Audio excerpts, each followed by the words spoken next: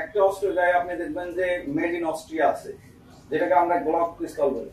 আপনারা ইতিমধ্যেই জানেন যে জুলাই আগস্ট ঘটনায় আমাদের থানা পুলিশ হেফাজত থেকে অর্থাৎ পুলিশের অনেক অস্ত্র অর্থাৎ আইন শৃঙ্খলা বাহিনীর অনেক অস্ত্র কিন্তু পাওয়া গিয়েছে। আমরা সেখানে মিলাই দেখবো যে সেখানে পুলিশের ব্যবহৃত কোনো অস্ত্র এখানে ছিল কিনা। অবশ্যই আমরা এটি দেখবো যে কোন পথে অস্ত্রগুলো আসে, এবং আমরা যাদেরকে গ্রেপ্তার করেছি তারা খুচরা বিক্রেতা নয়। আমি আবার বলি, তারা খুচরা বিক্রেতা নয়, তাদের ভাষায় তারা পাইকারি বিক্রেতা। অর্থাৎ আমরা কারণ বাজারে যখন দেখি যে ফলের আড়ত আছে, সবজির আড়ত আছে, এরাও ঠিক এই আড়তদারের মতোই ব্যবসাটা পরিচালনা করে। এদের কাছ থেকে ওই যে আমি বললাম 50 টাকা করে এক একটা পুটলা আছে, খুচরা বিক্রেতা এদের কাছ থেকে আবার নিয়ে খুচরা পর্যায়ে বিক্রি করে। অর্থাৎ এরা 50 কুড়িয়ার নিচে বিক্রি করে না।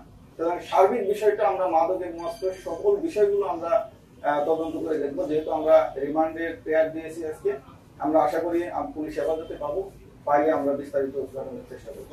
প্রাথমিকভাবে তারা 3-4 বছর ধরে এটি স্বীকার করেছে, এবং আমাদের কাছে যে তথ্য আছে 3-4 বছর নয়, ওই এলাকার মানুষ ভয়ে মুখ তুলতে সাহস পায় না, এবং তারা এই ব্যবসার সাথে দীর্ঘদিন যাবত জড়িত। এমন কিছু নেটওয়ার্ক আছে, অর্থাৎ তাদের সাথে এমন কিছু লোকজন পালে এই ব্যবসার ক্ষেত্রে কেউ যদি না করে, আমরা এমনই পেয়েছি প্রাথমিক তদন্তে যে তাদেরকে আবার শারীরিকভাবে নির্যাতন করা হয়েছে, যে তাদের সাথে কেন সে থাকবে না, তাদের এই ব্যবসাটা পরিচালনার ক্ষেত্রে তাদেরকে কেন সহযোগিতা করবে না। আমরা এরকম একজন ভিকটিমকে পেয়েছি যে তার ব্যবসার সাথে সম্পৃক্ত ছিল খুচরা পর্যায়ে বিক্রি করার জন্য, পরবর্তীতে সেখান থেকে বেরিয়ে গিয়েছে এবং তাকে শারীরিকভাবে মানসিকভাবে নির্যাতন করা হয়েছে। তো সার্বিক বিষয়গুলো আমাদের কাছে যখন আসে তখন আমরা এগুলো মামলা তদন্তের পর্যায়ে তদন্ত করে দিই। আমাদের অতীত অভিজ্ঞতা থেকে বলেছি যে সন্ত্রাসী যারা আছে তাদের অস্ত্রগুলো কখনো কখনো এই অস্ত্রগুলো ভাড়ার কাজে ব্যবহৃত হয়, সেরকম কোনো ব্যাপার এখানে আছে কিনা, বা তারা কারো কাছ থেকে ভাড়া নিয়েছে কিনা, অথবা এই অস্ত্রগুলো যদি তাদেরই কেনা থাকে তাহলে অন্য কোনো কাজে ভাড়া দিয়ে থাকে কিনা, সার্বিক বিষয়গুলো আমরা তদন্তে বের করে আনার চেষ্টা করবো।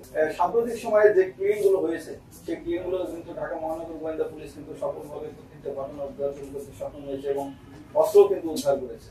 সর্বশেষ পুরান ঢাকায় যে মার্ডারটা হয়েছে সেখানেও গোয়েন্দা পুলিশ অস্ত্র উদ্ধার করেছে এবং আসামিদেরকে গ্রেফতার করেছে।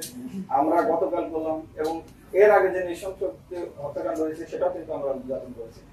আমাদের পক্ষ থেকে সর্বোচ্চ চেষ্টা থাকে যে এর আড়ালে যে সমস্ত রহস্য থাকে সেই রহস্যগুলোকে উদ্ঘাটন করে আনা।